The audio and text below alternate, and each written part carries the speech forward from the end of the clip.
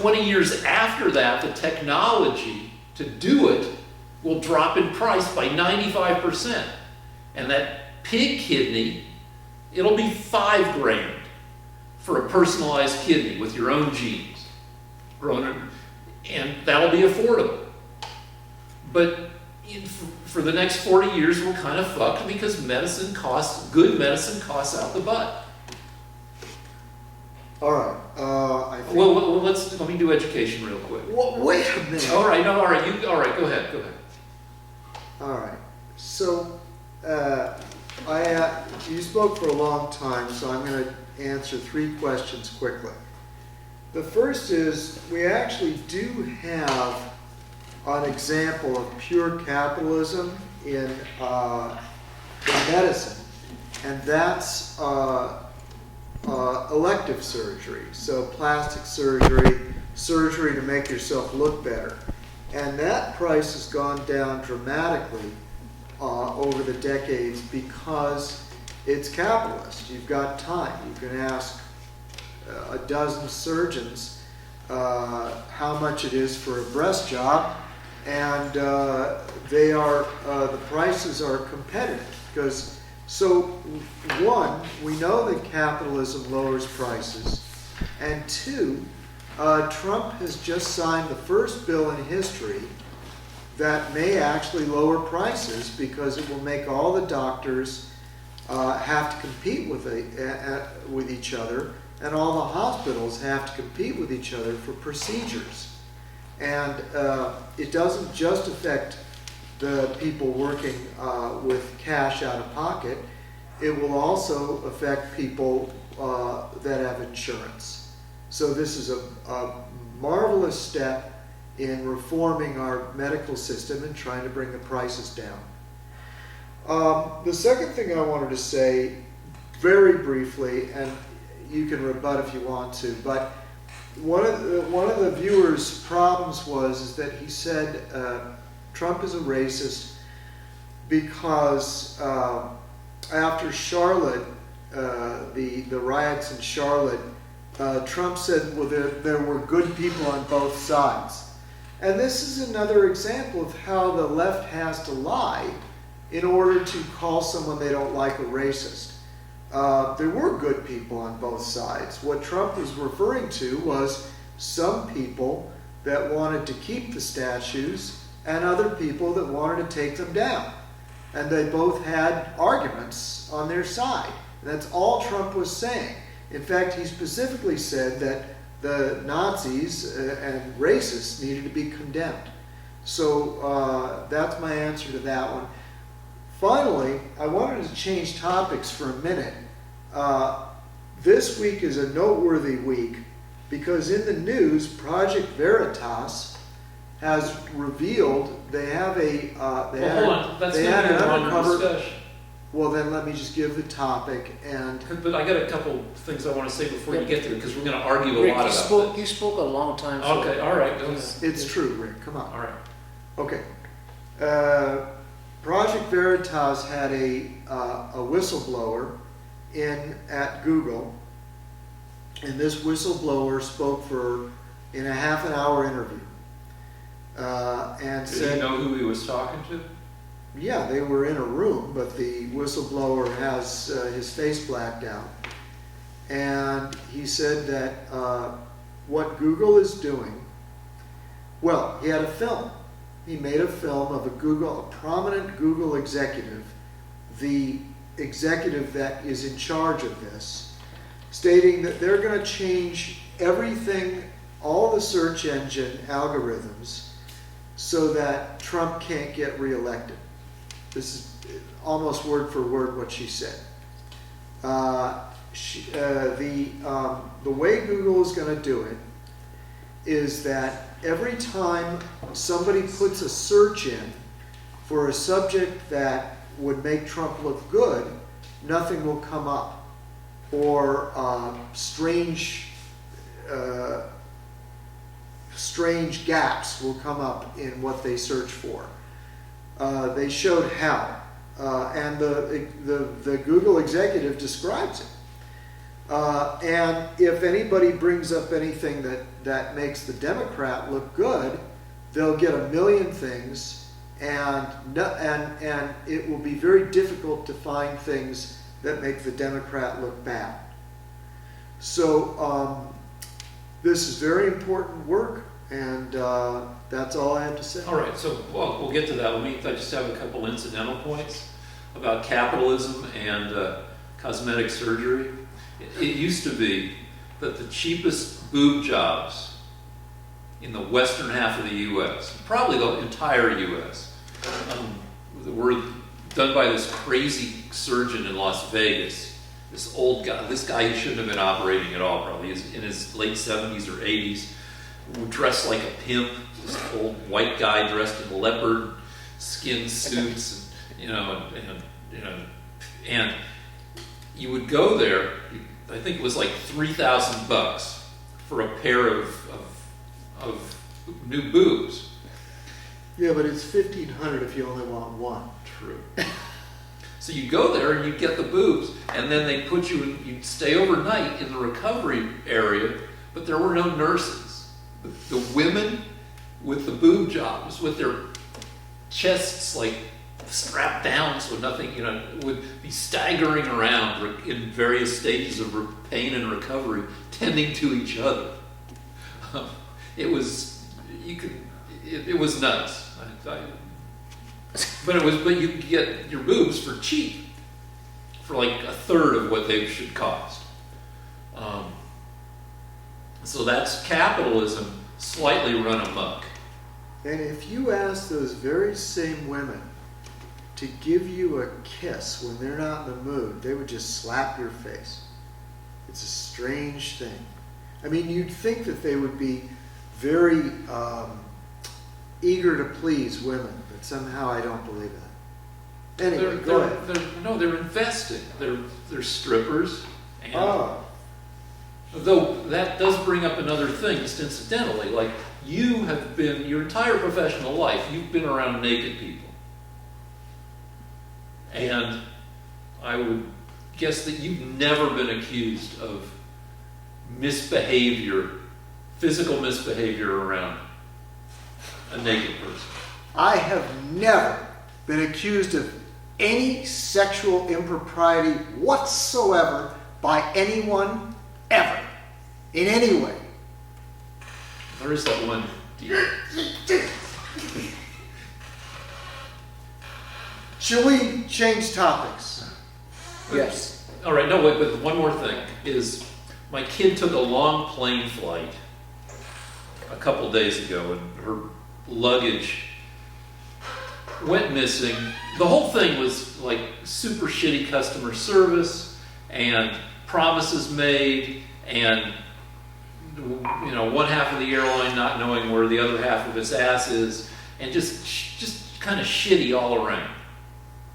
And I tweeted like a mean tweet about the airline. Then I got to thinking, it's not just that airline. It's all airlines. It's the economic model of airlines. Airlines were deregulated in 1978 under Jimmy Carter. And before that, plane tickets were expensive. And air travel was a delight. Most people kind of got a little bit dressed up to go on a plane. If you've seen Mad Men, Don Draper's usually wearing a suit on an airplane. And it's nice, he's relaxing, everybody's smoking, they're having, they're having meals. It was exciting and kind of fun. And now it's just misery. And it's not just misery for passengers, it's misery for airline employees, and for stockholders in airline. The profit margins are razor thin. It sucks. The wages are super shitty. It sucks for everybody. And at the same time, you have this miracle of cheap air travel. If I want to fly 1,000 miles away to Albuquerque to visit my family, if I wait for a sale, I can do that for $29. That's fucking crazy. So it's a triumph and a tragedy of capitalism, because you've got this crap business model, but so much competition has forced the airlines to pack people in tight spaces and make flights miserable. But gazillions of people can take gazillions of flights for super cheap prices. So capitalism thumbs up, and also capitalism, unregulated capitalism, not always thumbs up. Yeah, and a good 50% of the time the plane crashes too. No, but statistically, that is, you'll find. No, but Boeing, yeah. They had this. Their model was maybe 75% with the 737 Max. If you want your plane to be extra safe, you could buy this extra light that tells you what's malfunctioning about your plane's autopilot. Really? Yes. So there's this optional light that says, yeah, you're getting two different signals from the angle detector on each side of the plane. Because what happened with the planes that crashed, killing a total of 304 people, was one of the angle detectors says, what did it say? We're pointing too far up. So the autopilot tells the plane, go down. But it's a false read. And the pilot's like, no, we're being thrust into the ground, and the pilot pulls up. But the autopilot still thinks that the plane's too far up. So boom, the autopilot pushes the plane down. And this goes on for like 6 times until the autopilot finally just overcomes the pilot and slams the plane into the ground at like 450 miles an hour. And this happened twice. Wow. That was the Ethiopian Air and the Indian, and Boeing kind of knew about this problem a little bit, but he kind of thought that pilot training, they would learn to flip off the autopilot in the situation, and so I don't know if that's a capitalism problem or a corporate hubris problem, but how much of a problem do you think that 911 caused flight travel? Because now you have to take your shoes off, your belt off, and there's all. I love that. I'm happy to take off whatever they want, because I like the safety. If it's competent security screening, or even if it's only semi-competent security screening made competent, because because you look at the people at the TSA, they're not freaking Sherlock Holmes. They're people working for $20 an hour maybe, but making people comply with these things. We haven't had a freaking hijacking since 9/11, right? A successful one. We had the shoe bomber, but now we take our shoes off. That wasn't successful. We had the underpants bomber. We don't have to take our underpants off, but we do have to stand in front of the thing. Flex? Every time I have to go through elaborate security measures to get on a plane, I remember that it's because of Islam, and that religion, or I shouldn't call it a religion, it's an ideology, is at war with my country and with all civilization, and that it will use any means necessary to terrorize us. Muhammad is famous for saying, terrorize your opponent, terrorize the infidel. So apparently Islam has succeeded in changing that part of my lifestyle. I didn't serve in the war, but all of us are victims of Islam now. So I gotta say, there are 1.8 billion Muslims in the world, roughly a quarter of the world's population, and there are a number of different sects of Islam, and I don't know what you call the various divisions in Islam, but I mean, every time you bring up Islam's war against the Western world, I gotta say that most of the people who are Muslims don't have a beef with the Western world. They just want to live their lives. That's not borne out by Pew Research. Which says that, what, 30% of Muslims would blow up a plane if they could? Nah. Quite a few Muslims believe in using terrorism. The percentages are massive. When they go to the various countries, most of them believe that, depending on the country, most of them believe that homosexuals should be killed, that women should be subservient, and that blasphemy should be punished by death, that if somebody leaves the Muslim religion, they should be executed, and that war is justified if it is against people that are not Muslim. So those are borne out by Pew Research, and I can show you the statistics if you want.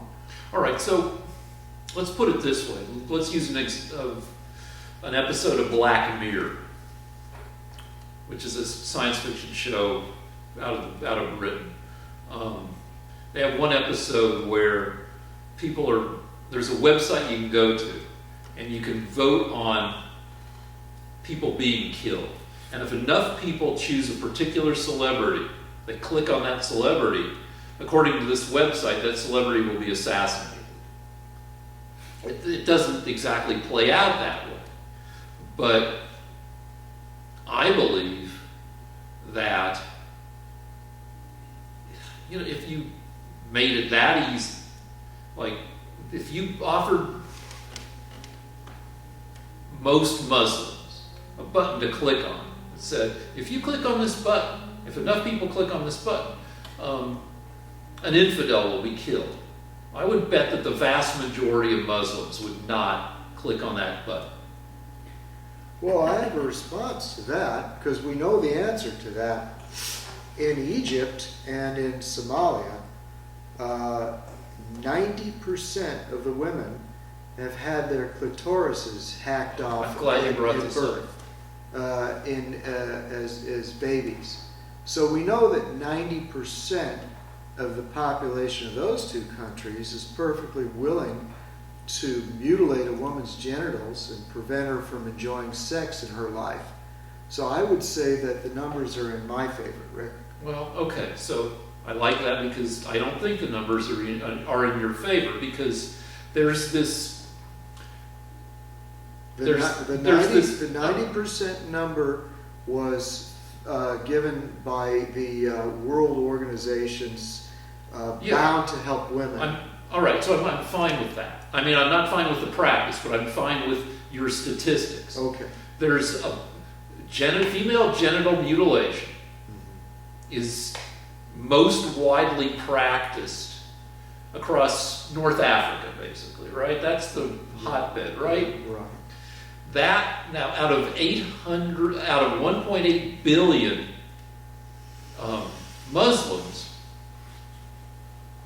that area encompasses 400 million Muslims. Oh, I see. That's roughly 22% of Muslims, which means that roughly 78% of Muslims live in areas that don't support this heinous practice, which to me means that there's hope for Muslims, that the modern world or that more humane traditions can influence, well, all religions and all sets of beliefs. All religions are not ripping off the genitals of women as they're in infancy. But yeah, it's rather a damning statistic, Rick, because if 22% of Jews were mutilating their children's genitals, I would think Judaism would have a problem.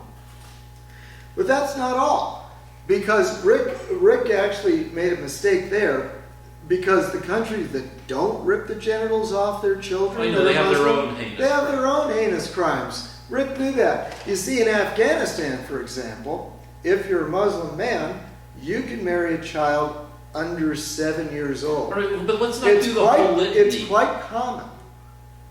In Saudi Arabia, if you're a woman, you can be beheaded for adultery. I've seen films of it. If you're careful, you can find it. They use a big scimitar to chop the woman's All right, head well, off, let me ask you and this. they hold her by her hair. Let me ask you this. Even without, say that, would you want to live in Afghanistan even without the presence of this practice? Would you No. want to live in Saudi Arabia? No, I don't want to live too far from a theme park. Yeah, okay, so you want to live where the modern world is and where modern conveniences are. And my hope is, and maybe it's a naive hope, that the modern world will increasingly impinge on belief systems. Oh, but they have many modern conveniences in the Arabian Peninsula. Yeah. Dubai is very advanced. They have all those things. They also have honor killings. And the fascinating thing for Rick to have to digest is that when Muslims from Somalia and Ethiopia come to the United States, the most modern of countries, they continue to mutilate their children's genitals, the girls' genitals. This practice for the first time is thriving in Minnesota and in Michigan. So I guess it's not working out, your theory. When that stuff happens, for those instances, no. Does that Can we mean change that, subjects, Yes. please? We, Trump's national policy in terms of Iran and or international policy, do we want to talk about that real quick? do we want to wade into Iran? It's real simple. I believe his explanation. I mean, you know, they shot down a drone. The U.S. had to respond. There's two issues. The first is he showing weakness? In other words, he didn't pound the crap out of them and kill 150 people. So, on the one hand, he didn't think it was justifiable. On the other hand, it may show weakness because to the people in charge of Iran, they don't care if they lose 150 people. So now they know that, or we may have given them the impression that all they have to do is lose a few hundred of their own people and they can attack the U.S. So you have to be on their level. You have to realize they don't care if they lose people. Wow. So you can't, sparing those lives, Yeah, but give Trump, didn't impress them. give Trump some credit. I don't find it. I mean, as I keep saying, my brand is being underinformed. But you know, Iran admitted shooting down the drone. I think they claim it was over their space, while the U.S. claims it was over international waters. But the point is that Trump said, you know, it was an unmanned drone, and we shouldn't kill people for them killing 0 people and shooting down the drone. That seems like reasonable judgment. I mean, you could argue it both ways. I mean, I think the argument that we would have, and maybe we don't have to have it because we should move on to something that's more fun. What is the next topic? No, I'm not done with this. All right, but the deal. All right, Wait, I'm not done. but hold on. Let me say a thing, which is, I think the argument we're about to have, which is unfortunate because it's not a fun argument, is that liberals would say, you know, we didn't have to bail out of the deal that was intended to at least slow down Iran getting a nuclear weapon. And then conservatives, you will say, well, yeah, but they were on the road under that deal was bullshit. All right. Let me just say what I was going to say. What I was going to say was that if Trump doesn't want to kill 150 people over an unmanned drone, then, you know, he is the president. It's on his head. It is his responsibility. He has to go to sleep that night with a clean conscience. He didn't have any problem killing thousands of ISIS fighters. So if he wanted to show mercy this time, that's fine. It could be either decision has merit. My only argument is this. At some point, we're going to have to take out those nuclear facilities. If I had to bet, Iran will keep provoking us, and eventually we're going to have to whack them. So I can bide my time, but I think that they will starve every human being in that country if it means they can hold on to a nuclear bomb. They're the same as North Korea. They don't care about the welfare of their people. What they care about is getting a bomb that they can use on us in Israel. So I don't think economic sanctions will work. And I think at some point, maybe in the term of Trump, because he's the man to do it, we're going to have to obliterate huge parts of their country. We don't have to use nuclear weapons. We can use conventional weapons. But we will, I think, have to attack them. Because otherwise they're just going to get a bomb. So nothing will stop them. That is my final opinion. Concentration. Do you want to go on to a new subject? Concentration camps. Yeah, 1 second though. Let me say, I would hope, I agree with you somewhat in that I think that, somebody may have to act, either us or Israel, against Iran's nuclear projects.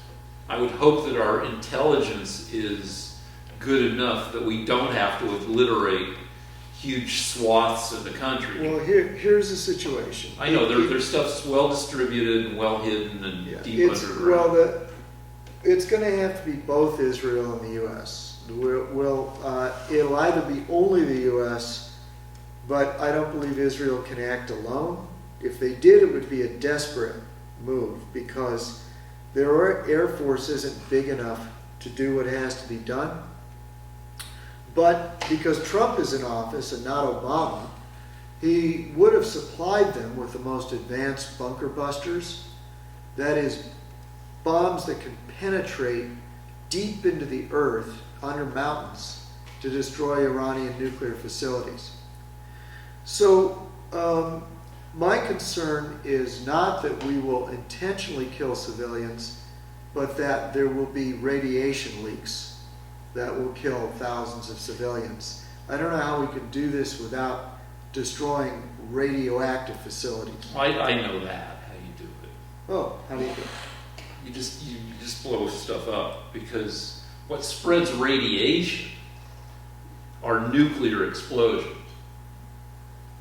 You have this big cloud that goes, 3, 5, 10 miles into the air. Okay. And it's full of the byproducts of the explosion. Okay. But if you drop a bunker buster on a nuclear facility that has, say they got a buttload of uranium down there, say they've got 100 kilos. Well, they've got those processors. What are they called? Centrifuges. So say you blow up a bunch of centrifuges, and the ceiling collapses and the earth comes down. You've got a dirty area. And maybe there's a puff of dust that goes up. So you've got, maybe you've got 4 square miles that's contaminated. Okay. That's not ideal, but it's 4 square miles. I watched most of Chernobyl on HBO, and they talked about if that thing did full meltdown, if the core hit groundwater, it would have contaminated the entire, the Dnieper River or something. It would have, or if it had done a full explosion because it hit groundwater, it would have made the entire nation of Finland and some other nation radioactive. Entire nations. But you drop a bunker buster on stuff and you end up with a contaminated 4 square miles. Rick, the concentration. So this started possibly with AOC, Alexandria Ocasio-Cortez, saying that the camps on the borders were concentration camps. And then the argument is, at least on Twitter where I live, is you can't call them concentration camps. They're not, because they're not Hitler's death camps. And then other people are saying, well, there's a difference between Hitler's death camps and concentration camps. And even FDR called the internment facilities for Asian people during World War II that the U.S. put up, FDR himself called those concentration camps. And I'd say personally I'm okay with calling them concentration camps. Well, my response is that the left, the Democrats, are, as usual, using hyperbole and anything they can to slander the Trump administration. My understanding is that the border facilities are overwhelmed because the Democrats have lured millions of illegals into our country, and the flow is unstoppable. And as a result, not every facility is ideal. Some are uncomfortable. In some cases, there are children placed in uncomfortable situations. And fatal situations. I don't think that's the border. You got at least 7 dead kids so far in these camps. Well, Rick, these kids were lured up to the United States by the Democrats through deserts, and many of them arrived disease-ridden and having been severely challenged by the conditions of the desert. Do they get put in hospitals or do they get put in the camps? I'm sure that the border facilities of the U.S. do the best they can. I don't think they're trying to kill children, Rick. You may think that. Well, you've got... But my argument... Under not a good look, you've got the government lawyer arguing that toothbrushes, in court, arguing that toothbrushes and soap are not essential for these kids. More Democrat propaganda. They may be doing triage. They're overwhelmed. They're getting 140,000 people a month. And maybe the first thing has to be water. Maybe the first thing has to be trying to cure them of typhus. So my argument is that if the Democrats weren't luring millions of people over the border, we wouldn't have this problem. Trump is trying to build a wall that the Democrats have fought to prevent. Trump is trying to increase the number of border agents. Trump is trying to deport people, which the Democrats are trying to stop. All of these measures that Trump is imposing would reduce the crisis on the border. So, how would deporting? Trump wants to deport millions of people. He said. Yes. Though when I'd second, given a chance to kind of, I think he lowered it to thousands of people, right? He did. Trump has attempted to deport thousands of people that have actually been convicted of crimes. Yeah, but how does that reduce how does deporting those people reduce, just off the top of it? How does that? Well, what would happen is that the word would get back to places like Guatemala and El Salvador. El Salvador, by the way, 1/3 of the population of El Salvador lives in the United States now. So we're emptying out Central America. And word would get back that if you make the perilous journey through the desert and arrive in the U.S. illegally, we will ultimately deport you. Well, So we're not hospitable. The Republicans and Trump are not hospitable. We're not encouraging this with free medical care and with the promise that you can't be deported even after you commit a crime.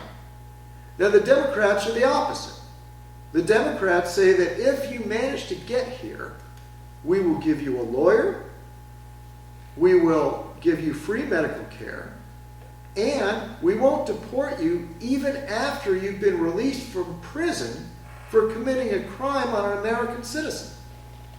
So my point is that the man is doing what he can to save this country, and the Democrats need those votes, so they're trying to We've fight. argued about this before. I don't want to argue. Why is it even an argument? Because you kind of present things in a, like, I shouldn't even say open borders, because you'll say Democrats are in favor of open borders. Democrats are in favor of open borders. No, they're fucking not. If you do surveys and there's only 1%, and every political party has lunatics. For instance, anybody who voted for Jill Stein. The ones that are running for president want open borders. No, they fucking don't. Nobody look wants at their open positions. borders. No, they don't. No person who's not crazy wants open borders. You want open borders because you keep voting for people that, number one, aren't funding the wall, number two, won't deport anybody, number three, want to offer free medical care and legal services for anybody that makes it here. Topic. So this next topic is kind of fun, actually. now you wanted to do the FU thing. Oh yeah, you. And also, I have to do that thing that's not for broadcast. Do you have enough room on this thing? Plenty of time. Plenty. Okay. Can we wind it up, guys? We're almost there. One But more do you want- topic. One more topic. How about just that? two small ones. Two small Okay. ones. FU, do you go first, so Lance will. Okay. All right. So is this the FU deal? Mm-hmm. So the director and I discussed a new kind of lightning round where we say, fuck you to people, and I haven't had a chance to really, these are just two off the top of my head because our director just came up with it. FU to people who drive with their dogs on their laps. Because two reasons. One, it's a distraction. And two, if your airbags go off, they go off with the force of a shotgun blast. And if you have a dog in your lap, that dog gets killed. So if you love your dog, you don't drive with your dog in your lap. Because you're giving your dog a fucking death sentence. Right? Rick, you know what? You're always right, and you've never been more right. Okay, and then this other one you won't It's agree late. with. It's late, guys. Right. But F.U. Mitch McConnell. You know what? I don't like him that much myself. The Okay. turtle. Okay. Now you F.U. somebody. If you have. I mean, because I had a half hour while they were driving. I can't think of anybody. Go ahead. All right, what's the other topic? Torrents. We are fucking torrents. Great. Now I'm going to get assassinated by every Muslim terrorist. All right. But Torrance, I tweeted, Torrance is home to various famous people. But the only one that comes to mind right now is the fictional porn actor in Boogie Nights, Dirk Diggler. But, Wasn't me. no, there were two others. We'll maybe revisit this next week when I can look up the list of famous Torrentians. You know, I realized I am the last guy that needs to see porn. In a way, it isn't even fair that I criticize people for looking at porn, because my job is to stare at nude women. Now, this week I happened to stare at a lot of nude men for my class, but granted, I don't see these people actually having sex, but I really shouldn't be offering my opinion, because when you think about the guys that have no way of seeing real live nude people, you know, I mean, I should have, you know, and I also wonder about this, not to change the subject, but what about those guys that are like, they're like very, very old, and they've let their bodies run down, and no one would ever be with them, and they're single, maybe their wives died, or they never got one, they're not very bright, and they can't get a date. what do we do about those guys? I mean, is there a place for a prostitute in this world? I don't know. I'm against prostitution, but I just wonder, I mean, what do people do? I don't know why you're against prostitution. On Twitter, where I live, the idea is that people should be able to choose to be sex workers in ways that don't lead to them being abused and exploited. Which is a tough proposition, because where you have sex workers, you have a-holes who are, Isn't kind of the whole point of being a sex worker is that you're being exploited? Yeah, but Isn't that kind of the definition of exploitation? No, it should be up to you. There's various forms of exploitation. You can choose to be a sex worker, but nobody should be a sex worker and give up all their earnings to a pimp. But what you were saying about, I thought you were going that way about porn. There used to be an argument in the 70s about whether porn was good because it was a sexual outlet for people who didn't otherwise have a sexual outlet, or that porn was bad because it made people all hypersexualized and more likely to go out and commit sexual offenses. But that whole argument rested on the idea that you could do something about porn. And that ship sailed, and porn is every place, and you can't do anything about it. Though I would argue it probably helps turn some people into a-holes. But on the other hand, a reasonable person, mostly guys, will look at porn as a sexual outlet in lieu of being an a-hole. I wanted to say something. I think of the 150 episodes we've done, this is probably the most important fact that will have been revealed by our show. It turns out young women are looking at porn increasingly. And apparently among millennials, it's high up there on the list of aspirational occupations, even for the women, to participate. So not only are young women seeing porn, but they have zero problem with participating in it. Didn't you say something about millennials and homosexuality also? Oh yeah, I just saw survey results on acceptance of homosexuality, and acceptance is way down among young people in the past 2 years. It went from, I forget exactly what the terms of acceptance were, but acceptance has declined from 63% to 45% in just 2 years. Why do you suppose that is, Rick? I don't want to get in an argument, but I'm asking you. well, I don't know. I mean, I thought... I think that the country is more polarized and less tolerant in general. New statistic, guys, turns out, this is honest to God truth, you can look this up. Apparently, people have, since Trump's gotten elected, they did a study and they found that people have more positive feelings about other races than they did under Obama. And I think because the Obama administration was constantly picking at the scab of America's racism, they were probably just increasing it. Whereas Trump, who basically tries to help all Americans, given the job rate and the rate of increase of wages and employment among minorities, given those facts, I think people are beginning to feel more like we're all part of the same country, which is what happens when you stop picking at the scab. As somebody who likes picking scabs, I'll end with this. A day or two ago on Twitter, somebody tweeted, "Say something nice about Trump." And I said, he's made us pay attention to politics and value democracy. All right. But really quick, just for Rick, you are now treasurer of your... Oh, I'm now the third most powerful person in Studio City. Rick, why don't you stand up against homeless people sleeping on the streets? You know, Culver City doesn't allow it.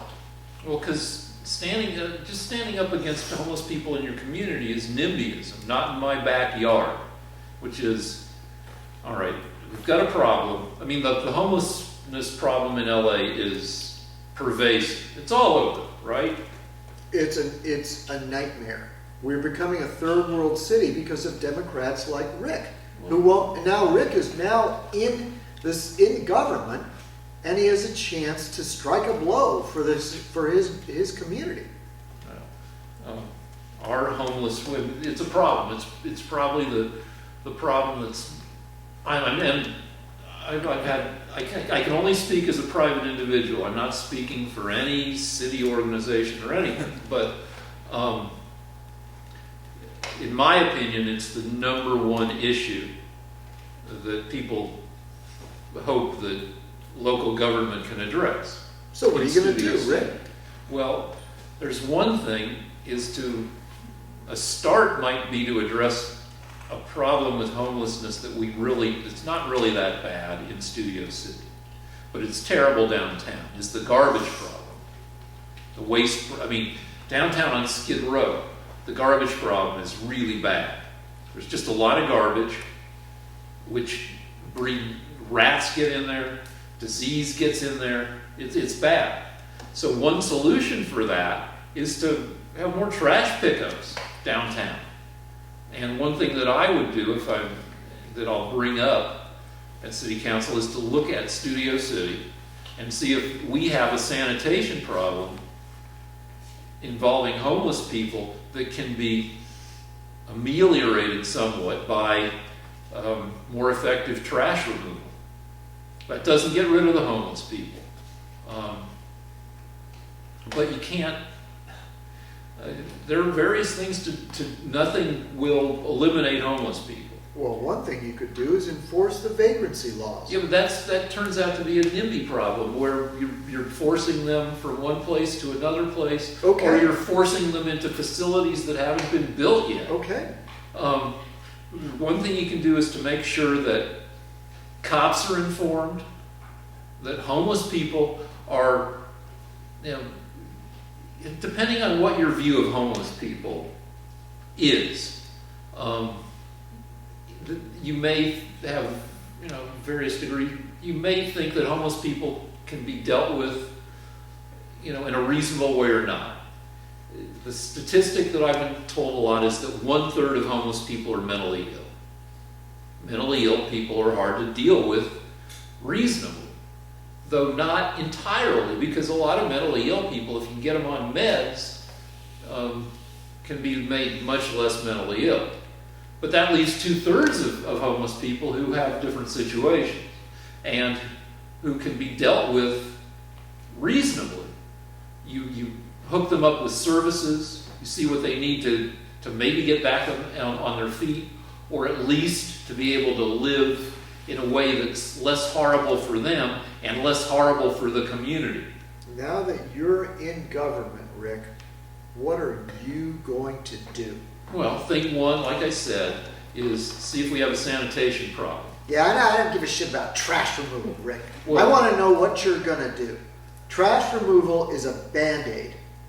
Well, I'm going to look at various ideas and try to maybe come up with some of my own. Somebody I was talking to, a couple days ago, said, that it costs, like $1 million to build a low-income housing facility with 8 apartments or something, maybe $500,000. But it costs a lot. For that same money, you can buy a bunch of used Winnebagos. If you can find a place to park used mobile homes being homes that are mobile, have all, they don't have, they're not spacious.